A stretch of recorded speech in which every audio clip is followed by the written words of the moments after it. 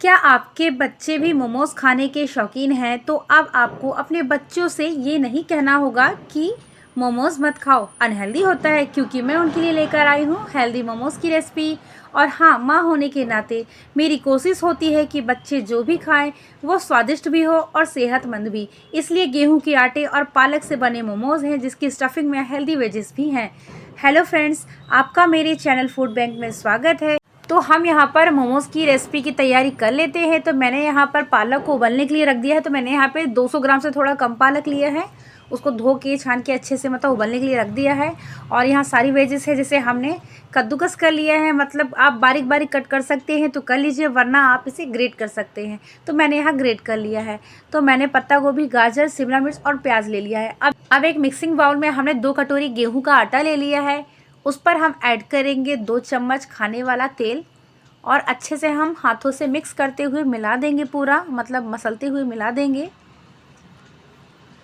आप यदि इस पर तेल नहीं डालेंगे तो भी चलेगा, लेकिन यदि आप तेल डाल देंगे ना तो इसके अंदर जो शाइन आएगा ना बहुत ही अच्छा आएगा और बहुत ही सॉफ्ट बनेंगे, ये तो ज़रूरी है। और यहाँ पर हमने 5 टमाटर ले लिए हैं, 4 मीडियम साइज़ की, 1 छोटे साइज़ का, उसमें कट लगा दिए है इस तरीके से। अब इसको हम पानी में डाल देंगे। टमाटो को आप पहले धो लीजिएगा, उसके बाद ही कट लगाइएगा। पानी में हम दोबारा इसलिए डाल रहे हैं ताकि हम इसको उबाल सकें, हमें बनाना है मोमोज़ की चटनी। तो यहाँ पर एक एक करके हमने सारे टमाटर इस पर डाल दिए हैं।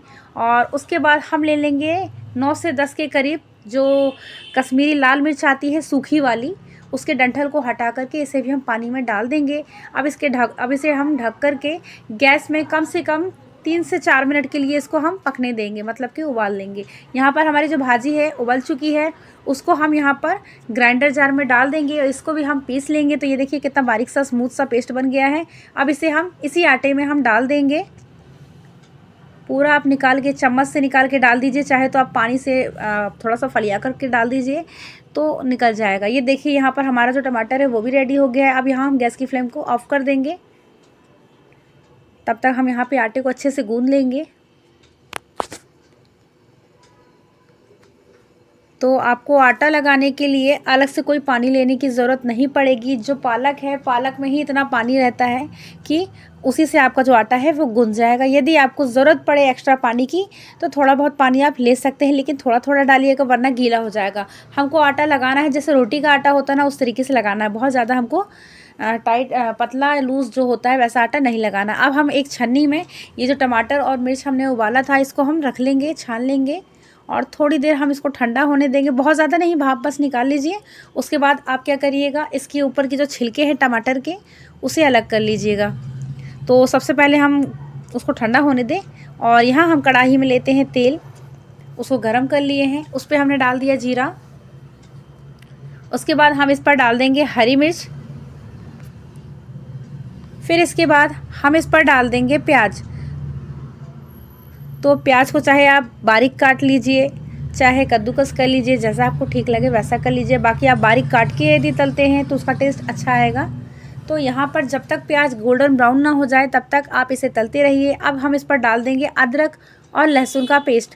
तो मैंने यहाँ 1 चम्मच अदरक लहसुन का पेस्ट डाल दिया है। अब इसे भी हम अच्छे से मिक्स कर लेंगे। जब अदरक लहसुन का पेस्ट मतलब अच्छे से खुशबू आने लगे इसके अंदर से, समझ लीजिए जो अदरक लहसुन का पेस्ट है वो आपका पक चुका है। इसके बाद हम इस पर डाल देंगे आधी चम्मच कश्मीरी लाल मिर्च, हल्दी पाउडर और इसके बाद 1 चम्मच धना पाउडर। अब इन सबको भी हम अच्छे से मिक्स कर देंगे। तो ये देखिए अच्छे से मिक्स हो गया है, तल भी गया है। अब इस पर हम वेजेस डाल देंगे। तो हमने जो वेजेस कट करके रखा था उसको डाल देंगे। तो सबसे पहले हमने गाजर डाल दिया है, फिर इसके बाद पत्ता गोभी डाल दिया है और इसके बाद हम डाल देंगे शिमला मिर्च। फिर इसके बाद शिमला मिर्च डालने के बाद जो हमने प्याज को कद्दूकस करके रखा था वो प्याज भी अब इस पर हम डाल देंगे। इन सबको हम अच्छे से मिक्स कर लेंगे।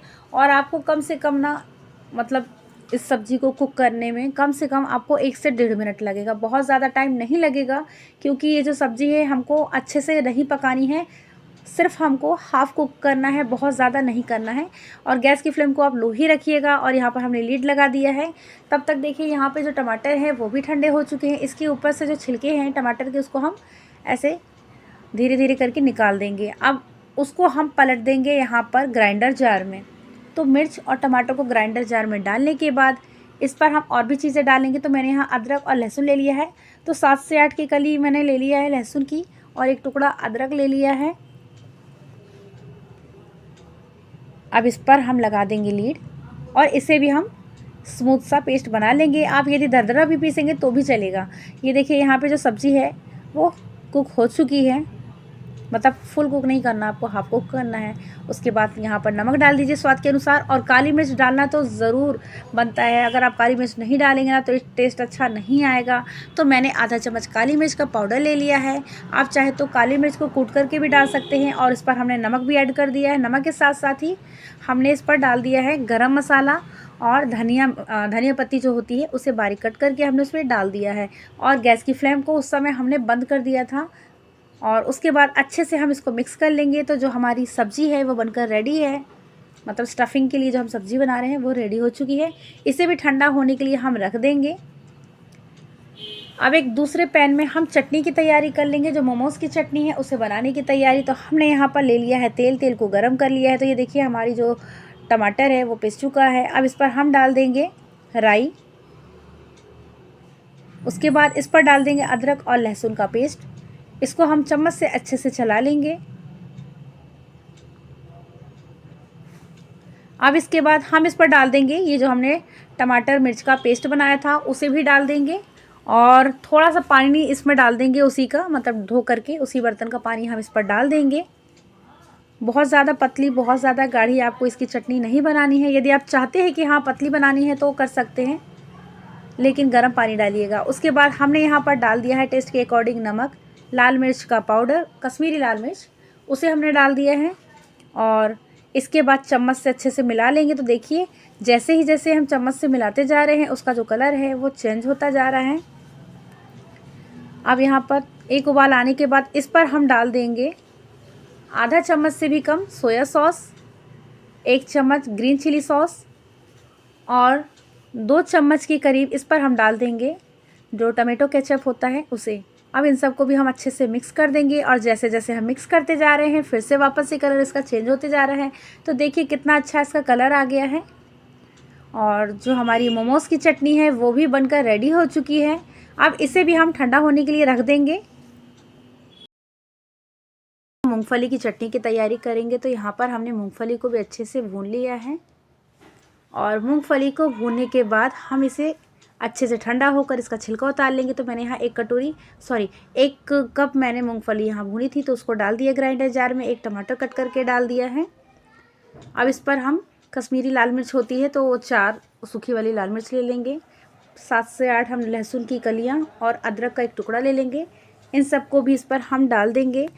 टेस्ट के अकॉर्डिंग हम इस पर नमक डाल देंगे। उसके बाद लीड लगा लेंगे, और चाहे तो आप इसका स्मूथ सा और चाहे तो दरदरा, जैसा आपको खाने में अच्छा लगता हो वैसा इसका पेस्ट बना लीजिए। तो चटनी आपकी रेडी है, ठीक है। तो अब हम यहाँ पर आटे को भी अच्छे से हम मसल लेंगे। ये आटा ऑलरेडी मतलब फूल चुका है। अब इसको हम 5 भाग में डिवाइड कर लेंगे, 5 लोई बनाएंगे। आप यदि चाहते हैं तो छोटी छोटी पूड़ी बना करके उसमें भी आप ये मोमोज़ की जो स्टफिंग है भर सकते हैं, लेकिन मुझे ये ज़्यादा इजी लगता है। ये देखिए यहाँ चटनी भी तैयार हो गई है, तो मुझे वो ज़्यादा इजी लगता है, इसलिए मैं वैसे ही बनाती हूँ। अब यहाँ पर हम मोमोज़ के लिए पहले से पानी गर्म कर लेंगे। तो 1 गिलास मैंने कढ़ाई में पानी डाल दिया है, और इसको अब हम लीड लगा करके ढक देंगे।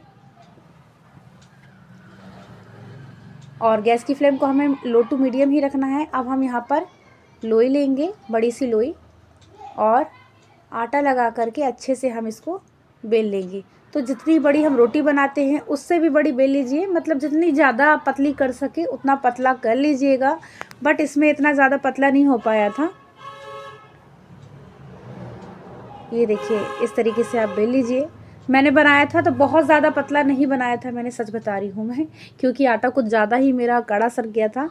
तो आटा को थोड़ा सा मतलब सॉफ्ट लगाना था। कड़ा जैसे रोटी होता है ना, रोटी के लिए अपन जो थोड़ा कड़ा सा आटा लगाते हैं लेकिन वो भी सॉफ्ट होता है, उस तरीके का आटा आपको लगाना था। बट मैंने बहुत ज़्यादा कड़ा लगा दिया था तो बेलने में दिक्कत हो रही थी, इसलिए मेरी थोड़ी सी जो ये रोटी बनी है इसकी वो मोटी हो गई थी। तो ये देखिए अच्छे से हमने इसको बेल लिया है। जितना चाहें आप इसको पतला कर सकते हैं। अब इसके बाद हम एक कटोरी ले लेंगे, उससे इसको कट कर लेंगे। तो ये देखिए पहले मैंने ये पतला ही बनाया है, बट जितना पतला चाहिए उतना नहीं है अभी ये। तो अब इसको वापस से हम रखेंगे इसमें पटे में। अब इस पर हम कटोरी की हेल्प से इसको कट कर लेंगे। तो एक बार में मेरी 5 पूड़ी बनी थी। तो आप लोगों को या आपके बच्चों को जब भी मोमोज़ खाने का मन करे तो आप इसी तरीके से घर पर बनाइए। हेल्दी मोमोज़ रहेगा और आपके बच्चों को कोई नुकसान भी नहीं करेगा। तो इस तरीके से मोमोज़ बनाइए, घर पर खाइए। कोई टेंशन की बात नहीं है कि हाँ मेरे बच्चों को नुकसान कर सकता है या क्या हो सकता है, मैदा नुकसान करता है। ये बात तो बिल्कुल सही है, 100% सही है। मैदा वाकई में नुकसान करता है। और आप बस गेहूं के आटे से बनाए तो ज़्यादा अच्छा रहेगा। मुझे तो यही सबसे ज़्यादा सेफ़ लगता है। बट आजकल लोग वो जो मैदे वाले बनते हैं उसको ज़्यादा खाना पसंद करते हैं। तो आप इस तरीके से बनाइए। यदि आप मिस कर रहे हैं तो प्लीज़ प्लीज़ प्लीज़ बार बार मैं रिक्वेस्ट कर रही हूँ, आप घर पर ही बनाइए, घर पर ही खाइए। अपने बच्चों को जंक फूड से दूर रखिए। तो ये देखिए मैंने यहाँ पर पूड़ियाँ तैयार कर ली है और पूड़ी बेल लूँगी ताकि और ज़्यादा मोमोज़ बन सके। एक बार में मतलब मैं रख दूँगी 10 से 15 के करीब मोमोज़ उसके अंदर रखूँगी स्टीम होने के लिए, मतलब जितनी जगह हो जाएगी उस हिसाब से। तो अब दूसरा वाला भी मैं यहाँ पर बेल ले रही हूँ। अब इसके भी मैं पूड़ी कट कर लूँगी। एक बात का ज़रूर ध्यान रखिएगा कि यदि मोमोज़ का कवर सॉफ्ट होगा तभी आपकी जो बाइट है वो परफेक्ट आएगी। और उसके लिए इस बात का ध्यान भी ज़रूर रखना होगा कि मोमोज़ का जो आप आटा लगाएं तो वो ज़्यादा ना तो टाइट होना चाहिए ना ज़्यादा सॉफ्ट होना चाहिए। तो इस बात का आप ज़रूर ध्यान रखिएगा। लोग यहीं पर गलती कर जाते हैं, इसलिए बहुत लोगों के जो मोमोज़ हैं वो बिगड़ जाते हैं। इस बात का आप ज़रूर ध्यान दीजिएगा। और हाँ, सबसे मेन बात जो है, आप जितना ज़्यादा हो सके मोमोज़ की जो पूड़ी बनाते हैं अपन उसको पतला से पतला बेलिए। आप मेरे सारे वीडियोस देखना, मतलब मोमोज़ के सब में मैंने पतला बेला है। बट आज मैंने आपको रीज़न बताया, मेरा पतला आज भी है बट आज थोड़ा सा मैंने मोटा बनाया है। मोटा मतलब जितना अपन रोटी बनाते हैं पतला उस तरीके का, क्योंकि आज मैंने बताया ना कि मेरा आटा थोड़ा सा टाइट हो गया है इसलिए। अब यहाँ पर हम भरेंगे इसके अंदर स्टफिंग। तो स्टफिंग को भरने के बाद आप ऐसे साइड साइड से इसको कवर करते जाइए, मोड़ते हुए इसको पूरा कवर कर दीजिएगा। मोमोज़ का जो टेस्ट होता है वो इसकी फिलिंग से ही आता है। यदि इसकी फिलिंग का टेस्ट अच्छा है तो आपका मोमोज़ भी परफेक्ट बनेगा। तो इस बात का आप ज़रूर ध्यान रखिएगा कि इसकी जो फिलिंग, जो स्टफिंग बनाए वो परफेक्ट बनाए। और हाँ, काली मिर्च डालना तो बिल्कुल भी ना भूलें। यदि आप काली मिर्च डालेंगे ना तो बहुत ही ज़्यादा अच्छा टेस्ट आएगा। तो ये देखिए ऐसे ऐसे करके आप मतलब एक पूड़ी उठाइए, उसमें एक एक चम्मच आप ऐसे स्टफिंग को भर लीजिए। पहली वाली मैंने राउंड शेप की बनाई थी और दूसरी वाली जो है वो मैंने इस तरीके से बनाई है गुजिया के शेप में। तो ये वाली मुझसे ना बहुत ज़्यादा नहीं बनती है, गुजिया शेप वाली मुझसे बहुत ज़्यादा नहीं बनती है, इसलिए मैं राउंड शेप का ही बनाती हूँ। आपको कौन से वाले मोमोज़ खाना पसंद है, राउंड शेप के या गुजिया वाले शेप के? अब यहाँ पर पानी भी उबल चुका है। अब हम इस पर रखेंगे जाली। तो जाली पर हमने चारों तरफ लगा दिए हैं अच्छे से तेल, मतलब ऑयल से हमने ग्रीस कर लिया है, ताकि जब हम इस पर मोमोज़ को रखें तो मोमोज़ नीचे चिपके ना, और मोमोज़ को थोड़ी डिस्टेंस पर रखें, वो आपस में भी ना चिपके। इस बात का भी ध्यान रखना ज़रूरी होता है। और जिसके पास मतलब स्टीमर है जिसमें हम मोमोज़ बनाते हैं तो बहुत अच्छी बात है, उसमें तो बहुत जल्दी और बहुत ईज़िली मतलब आपका जो ये मोमोज़ है वो बन जाएगा। बट जिसके पास नहीं है तो इस तरीके की जाली हर किसी के घर में होती है, ये पोहा छानने वाली जाली होती है, आप इस पर भी रख सकते हैं। तो ये देखिए मैंने यहाँ पर लीड को ढक दिया है। अब यहाँ पर हम गैस की फ्लेम को लो टू मीडियम रखना है, मतलब रखेंगे। तो मैंने यहाँ रखा है मीडियम फ्लेम में, और कम से कम मैंने 10 से 12 मिनट इसको स्टीम होने दिया है। 12 मिनट के बाद जब मैंने इसका लीड हटाया तो देखा हमारा जो मोमोज़ है वो बनकर रेडी हो चुका था। अब इसी प्रकार से हम इसको मतलब प्लेट में निकाल लेंगे। दूसरी बार जब हमने मोमोज़ रखा उसको भी देखिए अच्छे से हमने स्टीम कर लिया है, और इसे भी हम बाहर निकाल लेंगे। तो 2 कटोरी गेहूं के आटे से मैंने बनाए थे टोटल 38 के करीब मैंने बनाए थे मोमोज़। तो 38 बनेंगे, बहुत है भैया आपकी फैमिली के लिए। यदि आपके घर में 3 मेंबर हैं तो बहुत है, पर्याप्त है खाने के लिए। अब यहाँ पर हम प्लेट में सर्व करेंगे। तो मैंने यहाँ दोनों प्रकार की चटनी रख दी है, मोमोज़ की चटनी और पीनट चटनी भी रख दी है यहाँ पर। और उसके बाद मैंने मोमोज़ को रख दिया है। और हाँ, मेयोनीज़ भी बनाने वाली थी बट मेरे पास टाइम नहीं बचा था, रात के 11 बज चुके थे, भूख बहुत ज़ोरों की लगी थी, तो मेयोनीज़ बनाने का टाइम नहीं मिला। तो नेक्स्ट वीडियो में कभी मैं मेयोनीज़ की भी आपके साथ शेयर करूँगी। और आप देख रहे होंगे कि जो मोमोज़ का कलर है यहाँ पर बहुत ही ज़्यादा डार्क है, और सामने से आपको डार्क नहीं दिख रहा था, ग्रीन था। तो उसका रीज़न ये है कि मैंने पहले भी बताया है वीडियोज़ में कि मेरे घर में थोड़ा सा लाइट की प्रॉब्लम है, कहीं लाइट ज़्यादा कहीं कम इस तरीके से होता है, जिसकी वजह से जो मैं रेसिपी बनाती हूँ उसका जो कलर है कभी डार्क आता है तो कभी लाइट आता है, तो इसे आप इग्नोर कीजिएगा। और हाँ, आपको यदि मेरी रेसिपीज़ पसंद आती हो तो प्लीज़ आप मेरे वीडियो को लाइक कीजिए, शेयर कीजिए, कमेंट कीजिए। और यदि आप मेरे चैनल पर नए हैं तो मेरे चैनल को सब्सक्राइब कीजिए, बेल आइकन को प्रेस कीजिए ताकि आपको मेरे रेसिपी वीडियो की नोटिफिकेशन टाइम टाइम पर मिलती रहे।